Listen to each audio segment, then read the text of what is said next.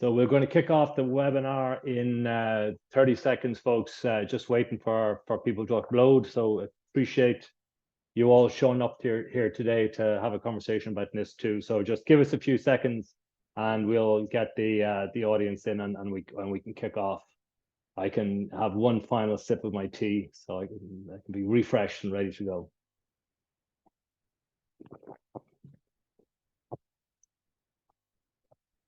All right, let's kick off. So good afternoon, everybody. Really pleased to host you here today. My name is Gavin Egan, and I lead the sales and marketing group at Smarttech247.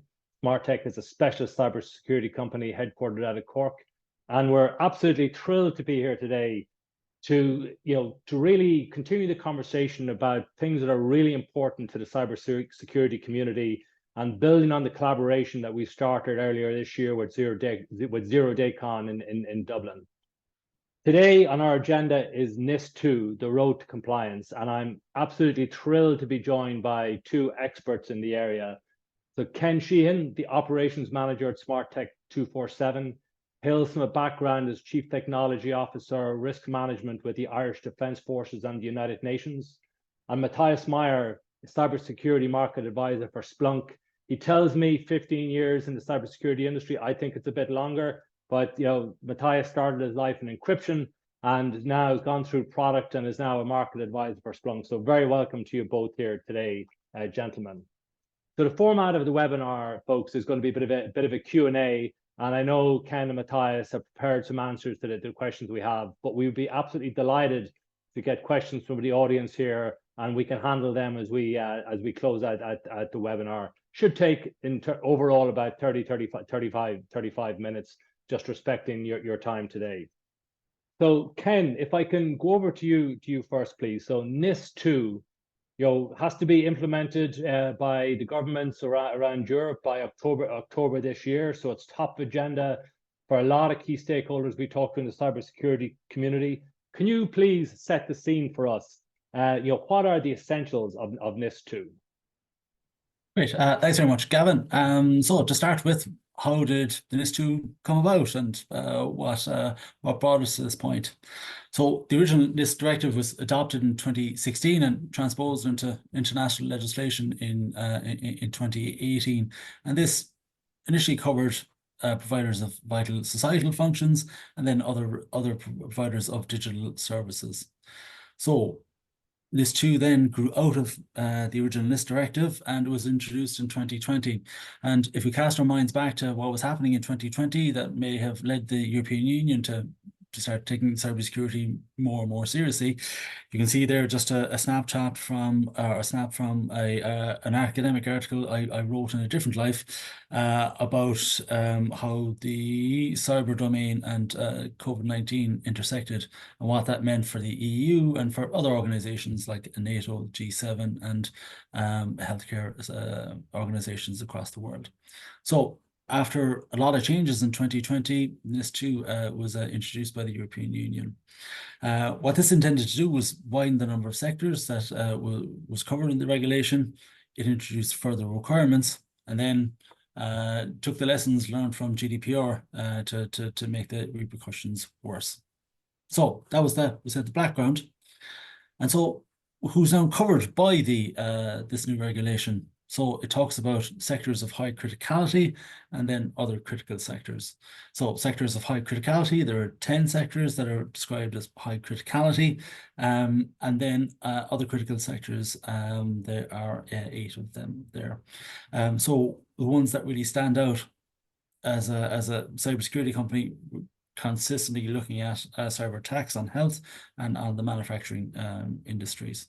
So health, everyone's really reasonably familiar with what happened in our own health service in May 2021, and you would have seen as well what happened in Romania in February of this year, where there was a reasonably significant cyber attack, and that led to disruption in approximately 100 Romanian hospitals.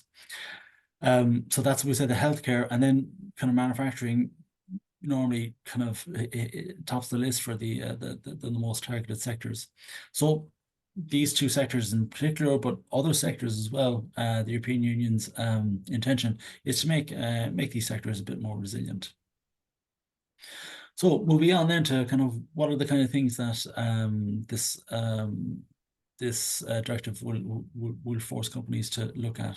So there are 10 areas that it speaks about, and rather than going through each of these areas, I suppose just as an overall comment, what the directive intends to do is just to ensure that organizations are taking appropriate risk mitigation measures to make sure that they are both resilient and have a level of protection. And then, so finally, for me, for the time being, I just want to focus in on something that's been talked about an awful lot, and a lot of people focus in on either the fines that are associated with NIS2 or incident reporting. And what changes does it mean for the way that incidents are reported? So the three different timelines that the directive talks about in Article 23 are the 24 hours, that's your initial after an event, that's your initial early warning to the regulator.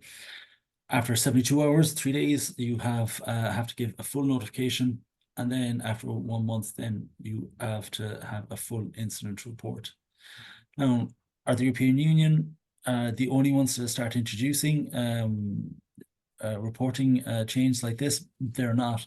You might have seen recently enough that the US introduced the 8K system or 8K form to the SEC for cyber incidents to be reported. So who do you report it to? It's the National Cybersecurity Incident Response Team, and then so people who may have been affected by services. And then what exactly are you reporting? And this, you have to report more and more as time goes by. So initially, it's the initial assessment and severity and impact, indicators of compromise, and then over 72 hours, an intermediate report on status updates. And then after a month, then look at root causes and a detailed descriptions.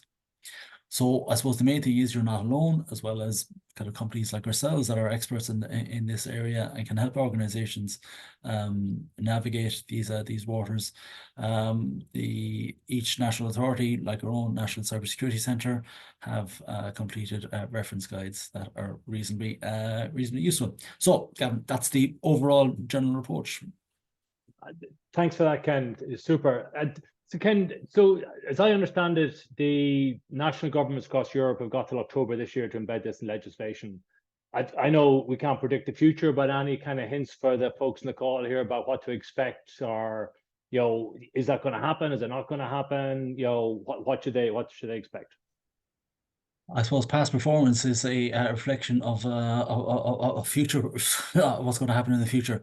So I suppose, what can we look at what has happened in the past? So if we looked at what happened with GDPR, it's the same kind of thing that governments left it until the last minute to transpose it into the national legislation, and then very quickly organizations had to move and catch up, and had to make sure that they were ready in a reasonably short space of time for the introduction of what was a reasonably serious change in regulations. So I can't say it for certain, but I would assess it's likely that's what's going to happen again. Super. Thanks, Ken. So Matthias, so at Splunk, so I mean, you guys are working with organizations that are right in the crosshairs of NIS2.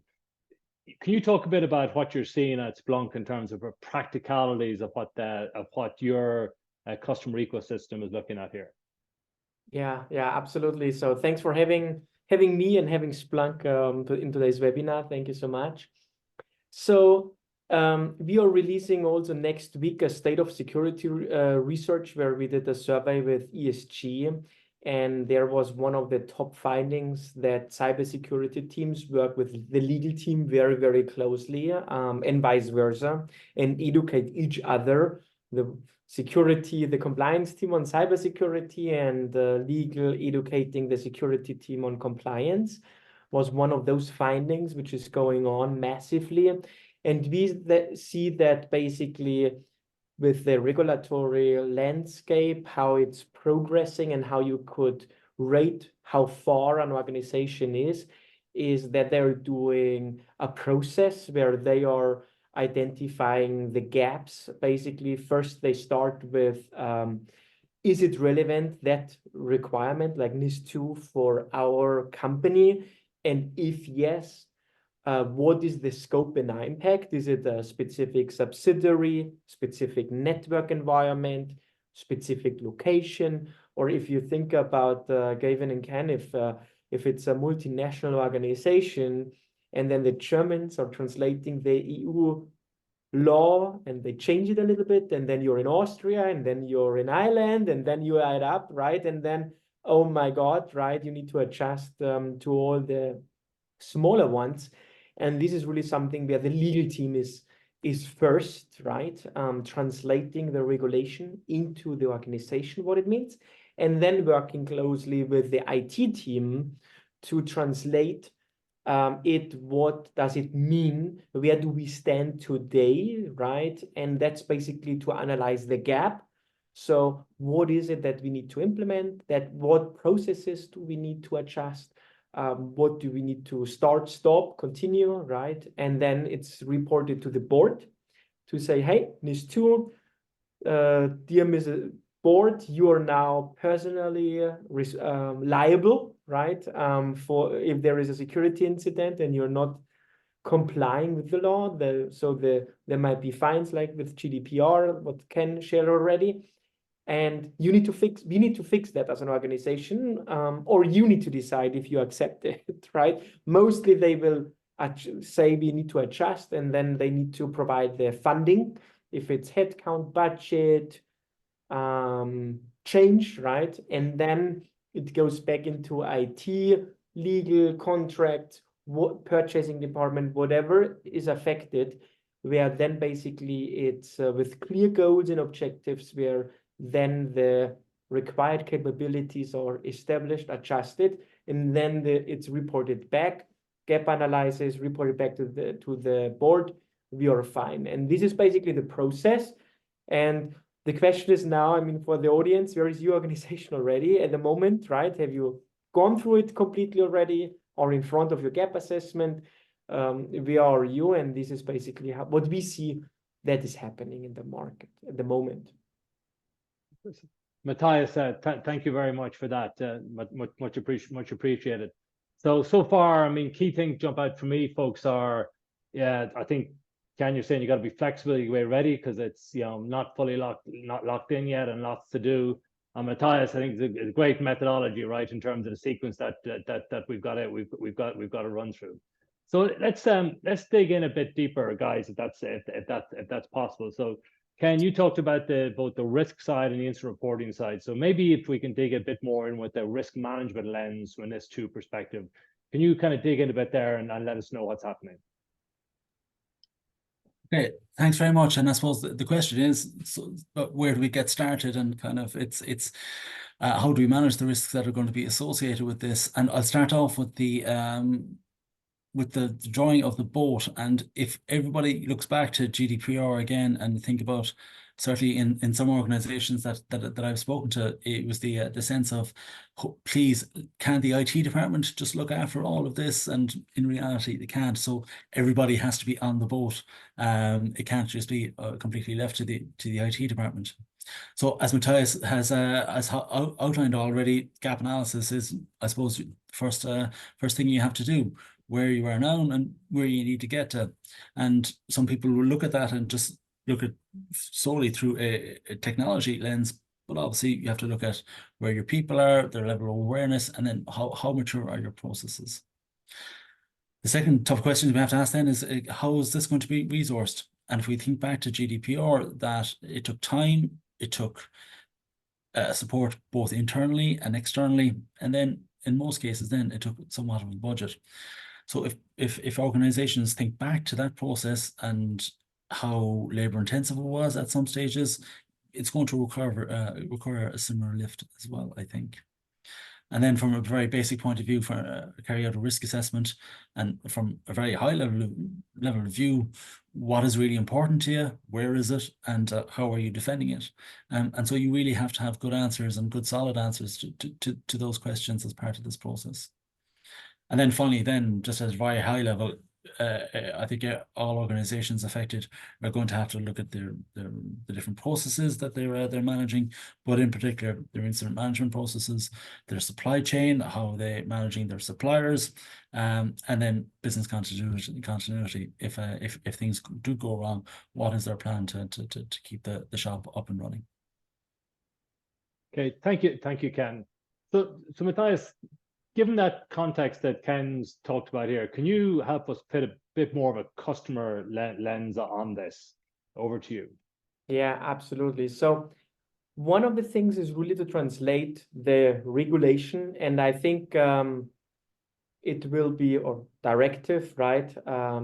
NIS directive, and I think it will be in all member countries who translate it into regional law. It would be quite similar, maybe a few nuances, but the breach reporting obligation or incident reporting obligation that Ken shared with the different steps, indicator of compromise sharing, I will jump into in a minute, will be super relevant, and also one which is Article 23, and Smarttech as well as Splunk are exactly in that area, and we operate there. So that's why we look into that specifically today, right? Is Article 23 really says that you need to do active cyber protection, which is maybe prevention, which you have already with your proxies, firewalls, XDRs, the EDRs that you have in place, but you also need to implement detection, monitoring, analysis, and mitigation. So the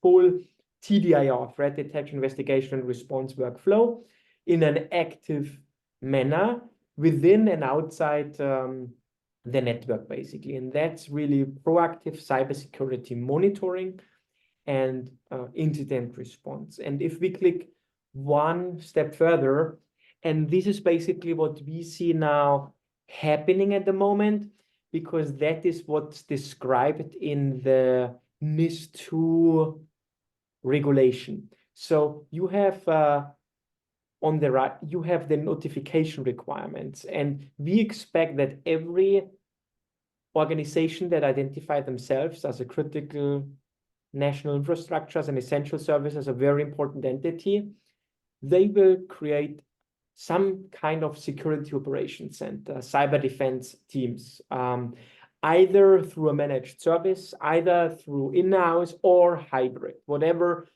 they find as an operating model is the best and fastest and the most cost efficient to achieve. And basically, if they have then security incidents or something similar, they have to provide early warnings, indicator of compromise, full reports, sharing tactics and techniques with the national CSIRTs. So in Ireland, with the Ireland national CSIRTs, I also expect that longer term, it will be super hard for one authority to consume all the notifications and informations. So I would expect, and I've seen that in Israel, right, outside the European Union, they have sector CSIRTs per sector. For the energy sector, highly specialized. If the energy sector is attacked, all the providers get that information, and then they have the domain knowledge. And I think that's longer term will also happen in Europe. But at the moment, they're just talking about national CSIRTs. But the benefit comes now that the national CSIRTs, they will share back in an anonymized way indicators of compromise, tactics and techniques to those sectors. And this really will then empower more resilient digital environments for a nation, for a critical national infrastructure, which is the objective of the regulation. So this means that you not just need the capability to report and create those notifications and those processes, but also to be able to consume threat intelligence and that information to then correlate it with the telemetry data in your environment, which is the early detection, basically, and monitoring and analysis that they're talking about active cyber protection. And then, of course, The national CSIRTs are reporting all that information up to ENISA, and new European institutions are created that are then creating monthly or quarterly or yearly reports about the status to get started. But I think that's just the start, NIS2, in the journey. And this is now where, yeah, hundreds, thousands of organizations need to establish security operations. And if we think about how that works within an organization, if you can jump to the next one, this is how we see that essential service providers are starting, and that's one example from Italo. They are providing passenger trains, high-speed trains connecting Venice with Naples, Rome, really nice Italian cities. So if you want to drive super fast through Italy and have a nice train holiday, go with them. And I was sitting down with the CISO, and they shared it exactly. And they learned, like, okay, what are the threat actors in our industry? And they got that information from the national CSIRT, as well as from MITRE-ATT&CK and threat intelligence providers, MITRE-ATT&CK Matrix. And from there, they identified, okay, what tactics and techniques do the cyber attackers use? How do they attack our industry? And from there, they said, okay, so which data do we need to collect from which systems, and which correlations do we need to put in place, and how do we alert on that? And they use, for example, a hybrid SOC team, own people, plus a managed service provider for scale, for 24/7 monitoring, which they can't do with their own people because they are not large enough to fund all of that. And they use Splunk Enterprise Security with all our technologies, and then also they do risk-based alerting and a lot of other technical details to prioritize, which they're working out in a continuous manner. It's a continuous process. But this is now from really regulation, Article 23, to the big picture on the CSIRTs and the ecosystem of that network, down to how to build it and to operationalize it in your own organization. Thank you, Matthias, and I love the advert for Italo. I'll definitely try it out. You've got me hooked. You've got me hooked. So before we wrap up here, guys, just be good to just get some insight from both of you on next steps for customers. Maybe before I say that, just to the audience, if you have any questions, folks, please pop them in the chat. We definitely will. We are monitoring that, and we'll get to that if you have any questions for the panel here today. But as we wait for the questions to come in, so Ken, obviously you've been talking about NIS2, you've been talking about the essentials, you were talking about the risk side of it, but of course, as the operations manager for Smarttech247, you're on the hook for NIS2, right? As in getting Smarttech ready for NIS2. So in that context, what are your top tips for the audience here today? I'd love to say there's one silver bullet that'll solve it all, but I think the top thing is to make sure that everyone is on the boat. So if organizations think about the lessons that they learned through all of the GDPR process, bringing everybody together from senior leadership to the people actually implementing it, a lot of organizations may have kind of thrown those lessons away, but unfortunately, like a boomerang, those lessons are going to come back and are really useful now. So I suppose my top tip is to make sure that everyone in your organization understands that this will affect them. In some cases, it will affect the way that they do business, and should certainly affect the way that they perceive and manage risk. And just plan how you're going to bring everybody along with you, because it is going to take resources from time and possibly budget, and how you keep everyone on the boat to make sure that you will be compliant before October this year. Thank you, Ken. And Matthias, similar question to you. What would your call to action be to the folks on the call here today? Yeah, I would prepare now already rather than wait for the translation of the local law, because a few things, or the hardest ones, are very similar, or will be very similar on security monitoring in that space. The bigger question is, if you're not super sure if you're affected or not, right? So that's something I would really ask everyone to speak with the legal team. If you're now from the IT side, I'm not sure who is on the call and what's your role, right? But if you're from the technology side, identify who in legal is taking care of all those requirements that apply to the organization, and that you're in close contact with them, because that will be the hook for getting started. Thank you, Matthias. So just to sum up what we're hearing here today, guys, and really appreciate Ken, Matthias, thank you for taking the time to talk to us about NIS2 and some really great insights there. Ken, I've kind of given you the 3 T's, right? Teamwork, okay, you got to give yourself time, and it's all about, you know, tenacity, right? And I think, you know, Matthias, you've really given us the big picture about, like, this is here to stay. It's going to become institutionalized. You really need to get ready for it. You'll work closely with your CSIRTs. Threat intelligence is going to be really part of that, knowing what the threat vectors are for you. And it's really, security operations is going to be the center of how companies actually respond and adhere to NIS2. So thank you very much for that, guys. Really appreciate it. So just for folks, so that's pretty much what we got here for you today. Just by way of follow-up, we will follow up to the audience here. Smarttech is offering a NIS2 gap analysis to the folks on the audience here. So we'll reach out to you on that.